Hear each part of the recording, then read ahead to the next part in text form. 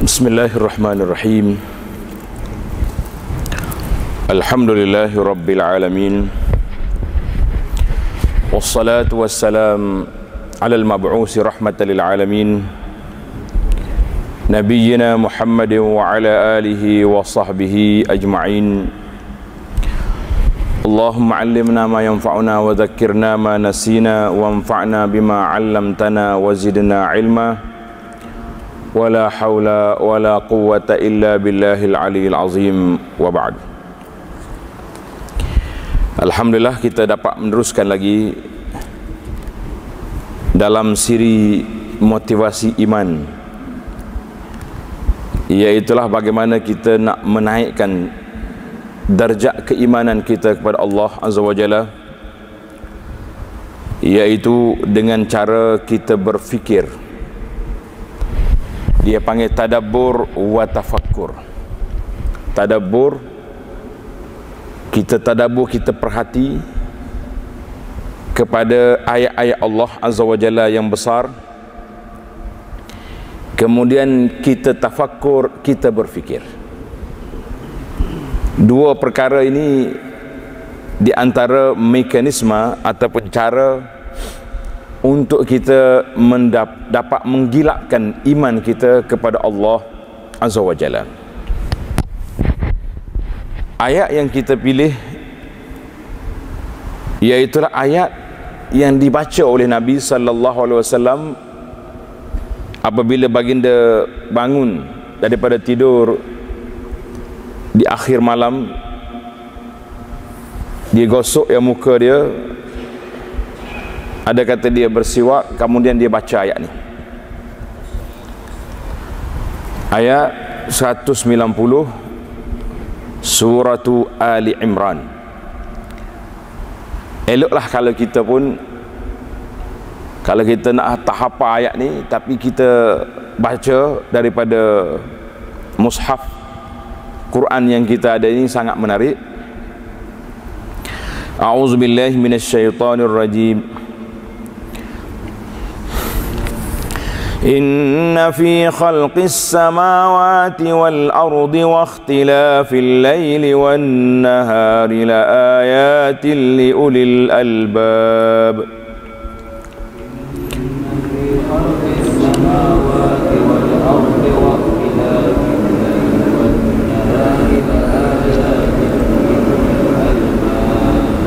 الذين يذكرون الله قياما وقعودا وعلى جنوبهم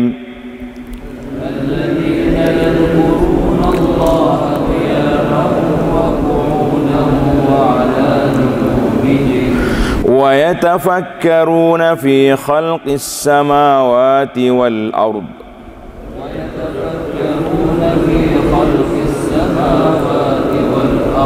ربنا ما خلقت هذا باطلا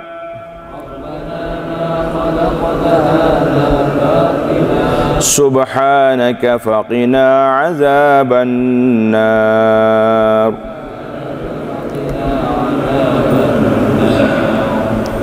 Itu ayat di antara ayat yang dibaca, iaitulah sesungguhnya pada kejadian langit dan bumi Allah Ta'ala ajar kepada kita tengok, tilik kepada kejadian langit dengan bumi. Hari ini semua manusia ada pakar belaka. Hak tengok kepada langit, bagaimana sudah ada angkasawan, bagaimana mereka ni naik nak tengok apa yang ada di atas, selain daripada kita duk kaji dengan alat-alat di bawah ini. Dan juga kita tengok kepada bumi, sudah ada pakar geologi, pakar kaji bumi, segala pakar sudah ada. Dan pakar-pakar ini tidak akan habis. Mereka mati sebelum mereka dapat mengorek apa yang ada dalam penciptaan Allah Ta'ala terhadap bumi. Waqtilafil laili wan nahar, silih berganti malam dan siang. Kita pun duk tengok daripada awal kita lahir sampai hari ini, bagaimana silih berganti malam dan siang ini tak pernah berhenti. Tak ada kata ada 2-3 tahun sekali matahari tak turun, ataupun bulan tak ada. Yang adanya perbezaan malam dengan siang. Negara kita ni khatul istiwa, tak berapa jauh beza. Tapi kalau kita pergi ke negara-negara yang lain, Masya Allah, waktu bulan Ramadan lah bulan yang paling banyak orang bincang tentang bagaimana nak puasa 23 jam matahari tak turun. Malam ada sekejap, ataupun malam pula panjang, siangnya tak ada. Ini semua ini menghairankan orang yang mengkaji tentang perjalanan matahari, bintang, bulan. Allah kata apa? Mu tengok, kamu tilik, kamu teliti. Untuk siapa ayat ni? Liulil albab, hanya untuk orang yang mempunyai akal pemikiran yang waras. Maka Allah SWT beri kepada kita satu anugerah jawatan. Awak nak jadi orang berakal, nak jadi orang yang hebat, nak jadi orang, inna fi khalqis samawati wal ard, kamu kena tengok kepada kejadian langit dengan bumi. Bukan setakat tengok saja, ambil gambar, tengok benda-benda yang cantik, habis. Sekadar rakaman yang dipotretkan, kemudian tidak ada berfikir kita, maka ini satu kerugian yang amat-amat besar di dalam kehidupan seorang hamba Allah. Baik, sebelum kita pergi kepada ayat yang berikutnya, tengok satu peristiwa yang berlaku dalam hidup Nabi sallallahu alaihi wasallam. Rasulullah sallallahu alaihi wasallam semua hidup dia ajaib. Dua orang di kalangan ulama dulu, tabi'in, nama dia Atha, dan seorang lagi nama dia Ubaid bin Umair.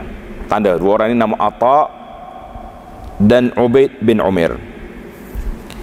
Dia pergi bertemu dengan isteri Nabi sallallahu alaihi wasallam yang bernama Aisyah binti Abi Bakar. Aisyah ni di antara isteri Nabi yang paling muda, dan banyak riwayat-riwayat peristiwa-peristiwa yang berlaku kerana Aisyah. Sehingga kan orang kata Aisyah ni di antara keberkatan dia yang sangat ketara, yang sangat besar, apa dia? Iaitulah banyak ayat-ayat Al-Quran yang turun tentang Aisyah. Hadisul ifki, orang tuduh Aisyah buat jahat, Allah turunkan ayat Quran yang dirakamkan sehingga kita boleh baca sampai hari kiamat bahawa Aisyah bari, bebas daripada sebarang tuduhan yang dibuat oleh puak-puak kafir. Ini di antara keberkatan. Bila dua orang ni mari jumpa Aisyah radhiyallahu anha, dia kata, ya Ummah, wahai Aisyah, ceritakan kepada kami bi'ajab, dengan suatu peristiwa yang sangat menakjubkan ibu, yang ibu tengok daripada Nabi sallallahu alaihi wasallam. Kalau kita mari tanya satu soalan yang berbentuk nostalgia, ingatan dia terhadap Rasulullah sallallahu alaihi wasallam. Sebelum dia cerita, fabakat, Aisyah menangis.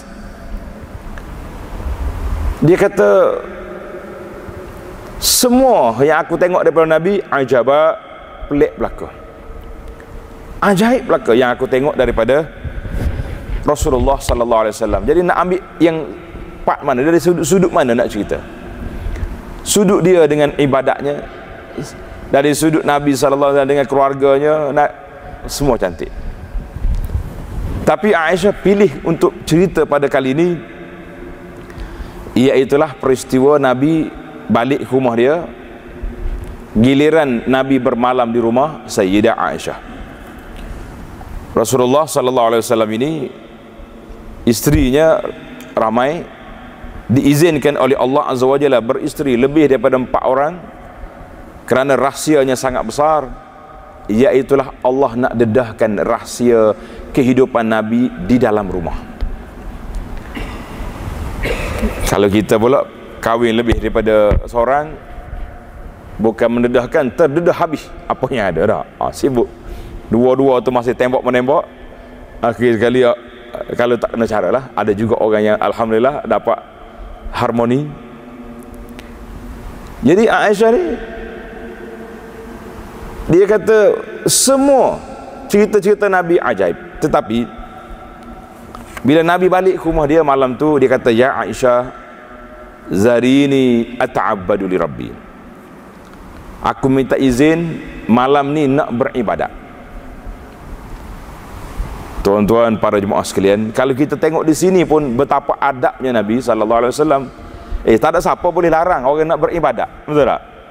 Tapi dari sudut hak isteri, dahlah balik malam ni, malam lain duduk di rumah isteri lain, tak ada pula duduk sekali dengan isteri. Tapi Nabi minta izin, ya Aisyah, zarini ata'abbadu li Rabbi, izinkan saya beribadat dulu. Aisyah kata apa? Ini jawapan yang cukup cerdik bagi saya lah, contoh ataupun dalam bahasa sekarang dipanggil ikon wanita yang cukup matang. Dia kata, ya Rasulullah, wallahi inni la uhibbu qurbak. Wahai Rasulullah, saya suka sangat duduk dekat dengan Nabi SAW. Maknanya kalau boleh kak, duduk tidur bersama, duduk sekali lah. Itu hasrat dia, luahan perasaan. Wa uhibbu ma yasurruk, tapi aku suka juga tengok Rasulullah beribadat. Saya suka apa yang Rasulullah suka. Mana dia bagi keizinan, tapi dia nyatakan hak dia. Saya bila fikir di sini, kadang-kadang kita ni minta izin dengan isteri, ataupun tak minta izin pun bagi tahu je tak. Dia kata, Adinda, kalau bahasa Adinda lah, apa-apa bahasa lah, saya ni insya-Allah nak pergi umrah ni. Apa ya? Isteri pun jawab, kalau boleh pergi sekali kan cantik. Tapi kalau tak dapat pun tak apalah, orang nak pergi ibadat. Itu jawapan yang menarik. Baru dia nyatakan hasrat dia, kemudian dia beri keizinan. Dia kata, pergilah. Macam seronok ya suami tak ada. Ini gaya bahasa orang panggil beradab. Faqama fatatahhar, Nabi kita bangun sallallahu alaihi wasallam, Nabi kita bersuci. Summa qama yusalli, Rasulullah bangun salat. Falam yazal yabki, kata Aisyah, waktu dia salat Nabi kita terus menangis sehingga basah janggut. Kemudian bila dia rukuk, menitis air mata dia tempat rukuk. Bila dia sujud, bal ard, basah bumi. Subhanallah. Nabi kita menangis sehinggalah datang Bilal nak azan subuh. Bila Bilal mari, dia tengok Rasulullah sallallahu alaihi wasallam juga sedang menangis. Masya Allah, tabarakallah. Qala ya Rasulullah, wa ma yubki? Ya Rasulullah, apa yang menyebabkan Rasulullah menangis? Saya pun nak tumpah menangis juga. Sahabat-sahabat dulu bila tengok orang lain menangis, dia pun nak menangis juga. Itu dia panggil betapa akrabnya hubungan mereka. Orang hari ni jangan main tengok orang menangis bukan nak menangis. Ambil gambar senyap-senyap, duk tular dalam video, kawan kita sudah menangis, tak tahu apa benda. Ini perangai yang tak baik. Qal wa qad ghafarallahu laka ma taqaddama min zambika wa ma ta'akhkhara. Ya Rasulullah, Allah Ta'ala dah maafkan. Rasulullah ni tak berdosa, tapi buat apa menangis? Menarik juga dia punya kata-kata. Qal, kata Nabi sallallahu alaihi wasallam, afala akunu abdan syakura. Masya Allah. Allah kata, Nabi sallallahu alaihi wasallam bersabda, afala akunu abdan syakura, tidak patutkah aku ini menjadi seorang hamba yang bersyukur? Ya Allah, ya Tuhan. Kepahaman kita dalam bab syukur ni macam mana tuan-tuan? Para jemaah sekalian, macam mana kita fikir tanda syukur? Sangat berbeza. Saya dapat gini-gini, nak buat majlis kesyukuran, baguslah tu kan. Tapi kadang-kadang majlis kesyukuran tapi macam tak syukur, ada maksiatnya, ada benda mungkar, ada benda yang tidak baik. Kita mengatakan ini tidak syukur sebenarnya, tapi lebih kepada kufur nikmat. Allah Ta'ala beri nikmat, kita derhaka kepada Allah Azza wa Jalla. Qal kaifa la abki, bagaimana aku tidak menangis?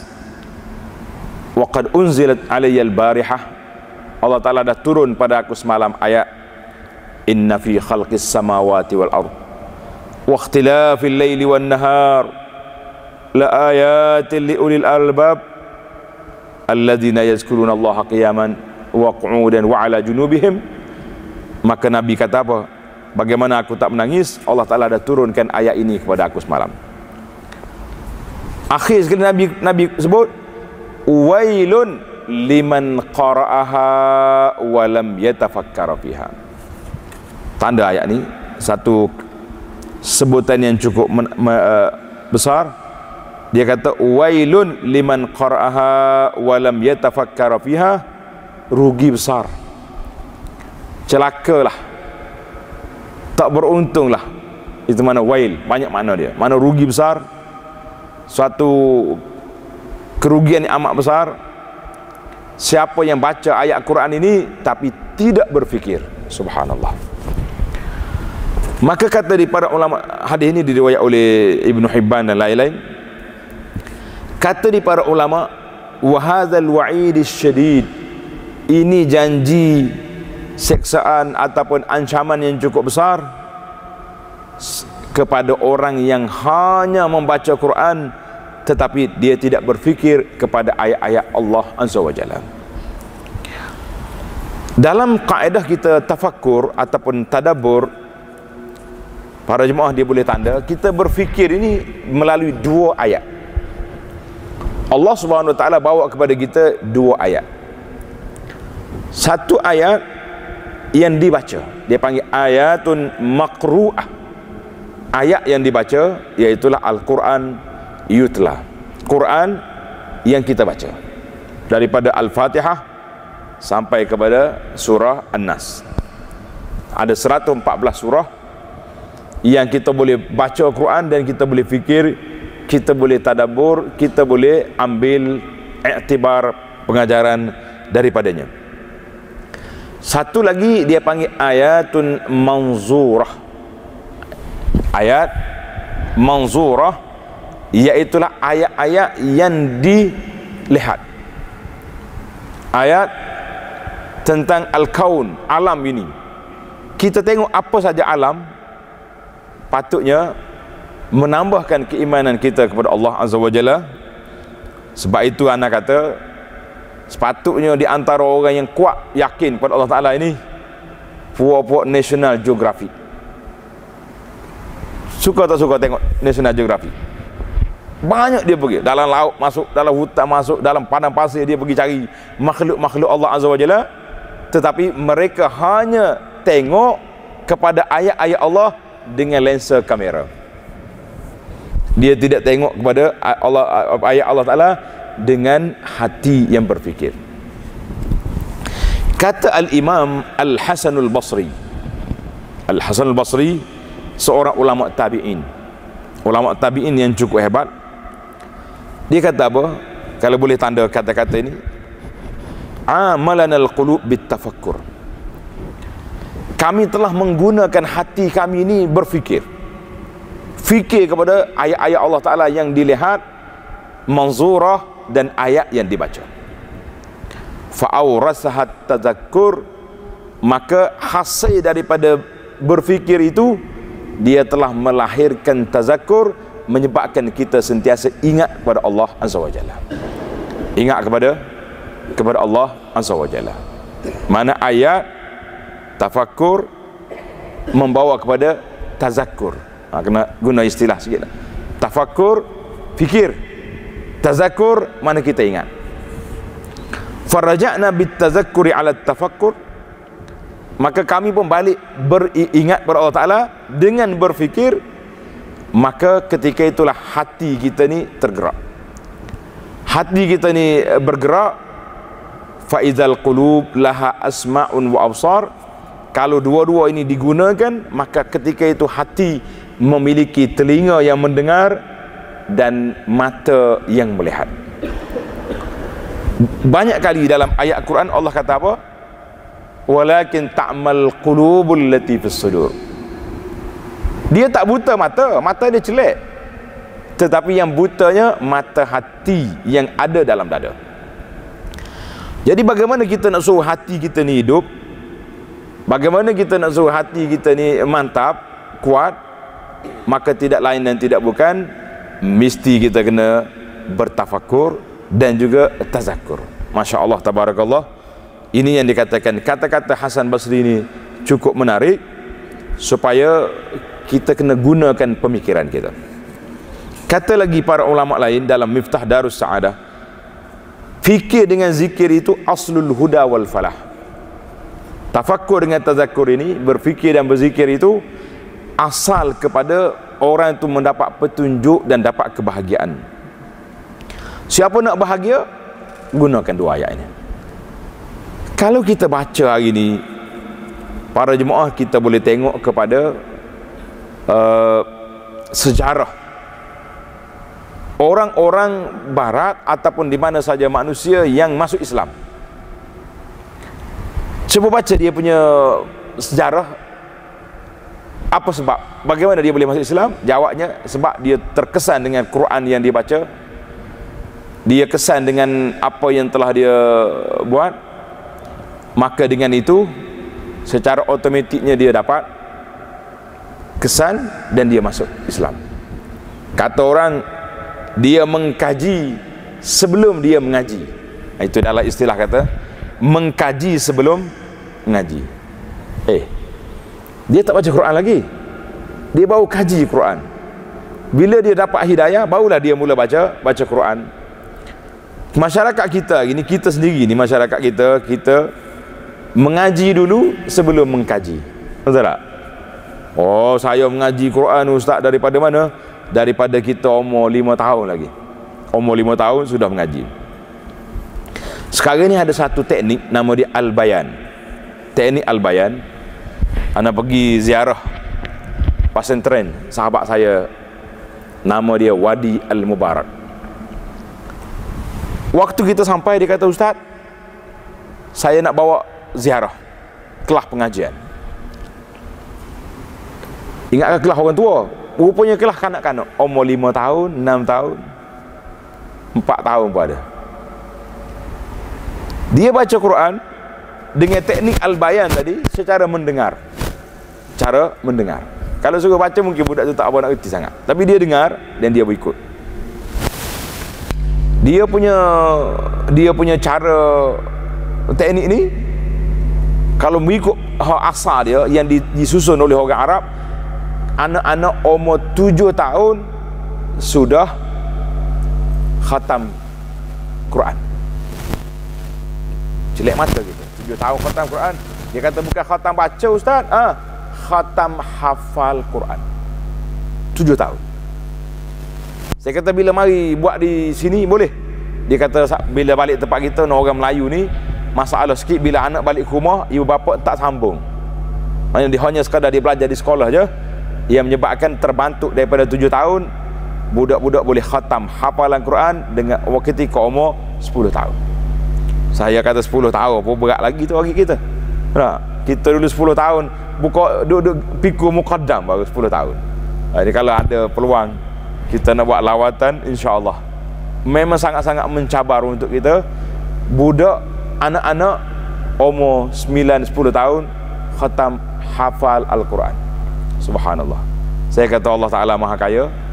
Nak ceritanya bahawa i'malul fikri, otak ni bila diguna, dia boleh berfikir. Maka kita lihat banyak sekali ayat-ayat Allah SWT dia sebut dalam Quran, iaitulah tentang bandingan yang Tuhan buat. Cuba tanda ayat, nanti balik tafakur di rumah, tadabur. Surah Al-Hashr ayat 21. Wa tilkal amsalu nadribuha linnas la'allahum yatafakkarun. Semua bandingan, contoh-contoh yang kami buat itu kepada manusia, la'allahum yatafakkarun, mudah-mudahan semoga mereka berfikir. Semoga mereka berfikir. Itu ayat Allah Ta'ala buat bandingan untuk kita berfikir. Dulu anda ingat, anda sebut dah sekali, Iaitulah ayat di awal surah Al-Baqarah. Allah Ta'ala kata, innallaha la yastahi an yadriba masalam ma ba'udatan fama fawqaha. Allah kata, aku tak malu nak tunjuk kepada kamu buat bandingan dengan nyamuk. Masya Allah, tabarakallah. Dalam Al-Quran ni semua disebut. Yang paling kecil nyamuk, semut, apalagi yang hebat ni an-nahl, lebah. Lebah ni Allah Ta'ala bawa satu surah, Suratun Nahli, surah tentang lebah, untuk kita berfikir ajaib. Dan semut ni pelik. Cuba tengok dalam YouTube, ada satu kajian yang dibuat oleh pengkaji ni. Kenapa Allah Ta'ala sebut dalam Quran hatta iza atau ala wadin namli, bila Nabi Sulaiman sampai di wadi an-namli. Wadi di mana lembah, bandar apa ni, namli. Apa nak buat? Jadi suratul namli, semut ni ada bandar dia rupanya. Jadi pengkaji ni mari dia ambil seming, dia cairkan, dia tuang ke dalam sarang semut, tuang penuh semua. 2-3 hari lepas tu bila kering, dia mari korek, gali. Masya Allah, memang ada wadi, ada bandar di dalam tanah. Ajaib. Di antara benda yang Tuhan pelik suruh kita tengok, yang selalu dibaca oleh imam kita, afala yanzuruna ilal ibili kaifa khuliqat. Muntah tengok kepada unta, bagaimana aku ciptakan dia. Bila Allah Ta'ala suruh kita tengok, makna ada benda yang Tuhan nak suruh kita fikir. Saya sering kali bila ikut jemaah ni pergi tempat ziarah, biasa di Mekah tu kan, orang pergi ziarah di mana? Ladang unta. Nah, pekeh-pekeh ni biasa dia bawa belakang. Ada dulu boleh minum susu unta. Sekarang ni kesihatan kata susu unta ada masalah, tak sudut minum. Pelik unta dia punya mata dia saja ada berapa lapis. Ada cermin mata hitam, bulu mata dia berapa tingkat ada. Sebab dia berjalan di padang pasir, bila mari debu dia boleh berjalan, tapi bulu mata dia turun macam sensor, tak masuk pasir dalam mata. Kemudian perasan ke tidak, di mulut dia rabit. Orang kata rabit ni koyak sini, nampak tak? Terbuka di mulut. Kalau kita terbuka mulut, orang panggil cacat. Tapi kalau unta tak terbuka mulut, dia cacat. Pelik. Sebab dia nak makan pokok berduri. Jadi kalau mulut dia penuh macam kita, lukalah mulut.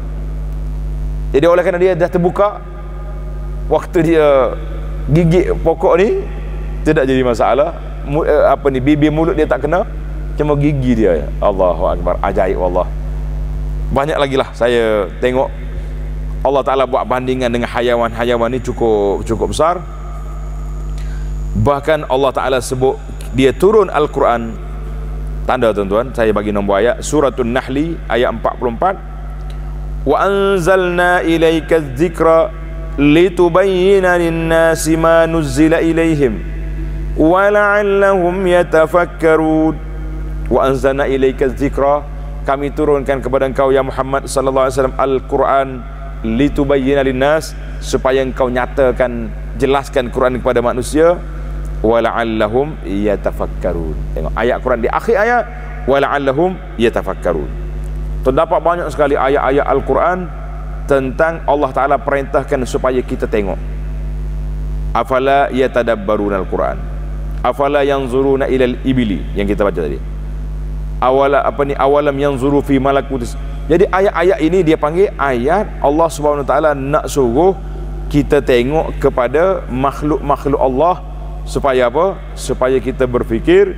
Maka bila kita berfikir, ketika itulah dia akan jadi tazakkur, kita akan ingat kepada Allah Azza wa Jalla yang Maha Pencipta, maka akan timbullah khasyah, perasaan takut kepada Allah Azza wa Jalla, perasaan takut kepada Allah Azza wa Jalla. Ulama-ulama sirah kata apa? Nabi SAW sebelum dilantik menjadi Rasul, sebelum menerima wahyu, dia duduk di mana? Di Gua Hira. Ada dah jemaah kita yang naik Gua Hira? Belum lagi. Kita bernegeri tengok sekali. Pelik. Saya naik beberapa kali Gua Hira ni. Mulut gua tu, muka dia tu beradak dengan Kaabah. Kita duduk dalam gua, nampak Kaabah. Masya Allah, tabarakallah. Bila Nabi kita explore, pergi naik, pergi siasat aku nak bertapa ni, nak berfikir ni, ta'abud ini, dalam gua yang boleh menghadap ke arah Kaabah. Maka Nabi kita sallallahu alaihi wasallam duduk yamkusu fi layali zawatil adad. Dalam hadis kata Nabi kita duduk di dalam gua itu beberapa malam ketika yatahannas, dia duduk tahannus. Tahannus itu berfikir. Kata di setengah dari ulama tafsir kata kanat ibadatuhu sallallahu fi Hira at-tafakkur. Ibadat dia dalam gua tu hanya berfikir. Berfikir tentang kerusakan manusia, berfikir tentang ni. Maka di saat itu Allah Ta'ala bawa lantik dia jadi Rasul dengan turunnya surah Iqra. Kata di Aun, seorang ulama, dia kata aku tanya Ummu Darda, seorang sahabat. Dia kata, ya Ummu Darda, apakah ibadat Abu Darda, seorang sahabat ini, afdalul ibadah? Ibadat dia lain daripada hak fardu lah. Qalat, kata dia, at-tafakkur wal i'tibar. Dia banyak berfikir dan banyak mengambil pengajaran daripada apa yang dia lihat. Masya Allah, tabarakallah. Kata di Sayyidina Umar bin Abdul Aziz, Umar bin Abdul Aziz ini kata apa? Al-kalamu bi zikrillahi hasan.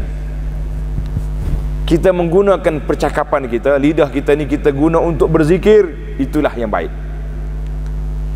Wal fikratu fi ni'amillahi afdalul ibadat. Kita berfikir pula kepada nikmat Allah Ta'ala yang Allah Ta'ala anugerahkan kepada kita ini, afdalul ibadat, merupakan ibadat yang sangat afdal. Masya Allah, tabarakallah. Jadi semua cerita-cerita yang kita baca ni menunjukkan kepada apa? Kepada berfikir dan juga tazakur. Berfikir dan tazakur. Alhamdulillah, para jemaah sekalian, terdapat banyak ayat-ayat, hadis-hadis yang mengajarkan kepada kita supaya kita berfikir. Kata di Hasan Basri ini ulama tabi'in yang sangat hebat, dia kata apa? Wallahi ma tadabburuhu bihifzi hurufihi wa idha'ati hududihi. Bukan makna tadabbur kita berfikir kepada Quran itu sekadar hafal huruf-huruf dia. Oh, minta maaf kalau saya sebut tak. Setengah masyarakat ni kalau bab mengaji tajwid, oh hebat. Saya 4 kali seminggu tajwid. Sekali belajar 2 jam, mana 8 jam dia mengaji tajwid saja. Tapi wa idha'ati hududihi, dari sudut hudud, hukum hakamnya tak masuk. Tajwid, hukum tak belajar, alat. Tajwid itu alat untuk nak baca Quran. Tetapi isi kandungan Quran yang tujuan diturunkan Al-Quran itu untuk apa? Untuk diamalkan. Hatta ada orang ni kata qara'tul Quran kullah. Saya ni baca Quran semua sekali. Wa ma yura lahu al-Quran fi khuluqin wala amalin. Tapi sayangnya Quran tu tak nampak di akhlak dia, tak nampak di amalan dia. Ini yang kita takut hari ini, para jemaah sekalian. Kita bimbang kepada kita baca Quran tapi tak turun Al-Quran tu di dalam hati, yang menyebabkan tak berubah keadaan kita.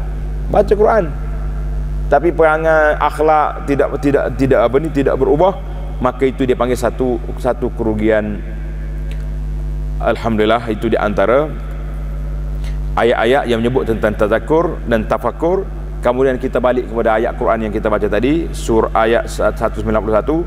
Siapa dia ke cara nak dapat tafakur dan tazakur? Allah sambung ayat, alladzina yazkuruna Allaha qiyaman wa qu'udan wa ala junubihim. Iaitulah orang-orang yang menyebut dan mengingati Allah Azza wa Jalla semasa mereka berdiri Bukan makna kalau kita nak berzikir tu kena bangun berdiri. La. Maknanya dalam keadaan berdiri. Kita sedang buat kerja, tengah berjalan, tengah apa saja, kita subhanallah. Allahu akbar, kan? Wa ala junub wa qu'udan, ketika duduk.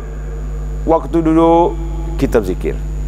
Wa ala junubihim, ketika dia berbaring. Artinya zikir ni bukan ada waktu tertentu. Semua masa kita zikir, kecuali waktu tak boleh berzikir. Di mana? Ketika berada dalam tandas. Itu tak boleh zikir. Wa yatafakkaruna fi khalqis samawati wal ard, dan mereka pula memikirkan tentang kejadian langit dan bumi sambil berkata, Rabbana, wahai Tuhan kami, ma khalaqta hadza batila, tidaklah engkau menjadikan benda-benda ini sia-sia. Tak ada makhluk yang Tuhan buat sia-sia. Para jemaah sekalian, ulama kita duk berfikir, dia kata tak sia-sia ni sampai ke mana tak sia-sia? Sampai peringkat syaitan. Kenapa Tuhan buat ni? Para ulama duk mikir, ada faedah kalau Tuhan buat syaitan? Duk kacau orang ya dia tu. Jawab di ulama ni kata, ada faedah. Sebab Allah Ta'ala jadikan manusia ni untuk apa? Untuk dijadikan ikhtibar, ujian.